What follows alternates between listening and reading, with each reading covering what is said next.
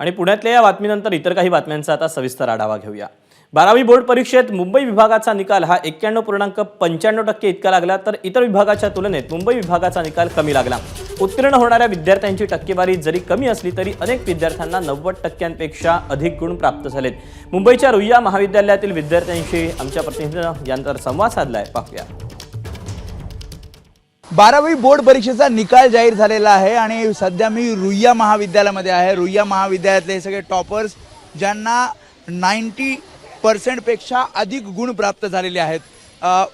जेवढा अभ्यास केला त्याच्यापेक्षा कमी मिळालेत, जास्त मिळालेत? खूपच जास्त मिळाले। किती मिळाले, काय टक्के मिळाले? मला 95.3%। अच्छा, आर्ट्समध्ये? हो।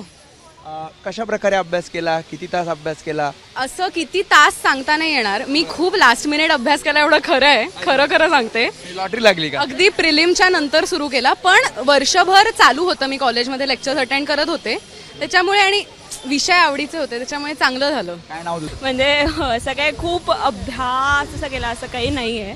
आणि बोर्डाने खूप जास्त मार्क दिले का? नाही असं नाहीये, बट येस अभ्यास म्हणजे केला होता, वर्षभर थोडा केला होता, सगळा एकत्र करण्याऐवजी। एवढे की तुम्हाला पण 90%च्या वरती? हो, 92%। क्या बात आहे, तुझं पण असंच एवढे मिळणार होते? नाही, ऍक्च्युली 80+ मिळतील वगैरे असं वाटत होतं, त्यामुळे 92 म्हणजे सगळ्यांना जास्त मार्क दिले।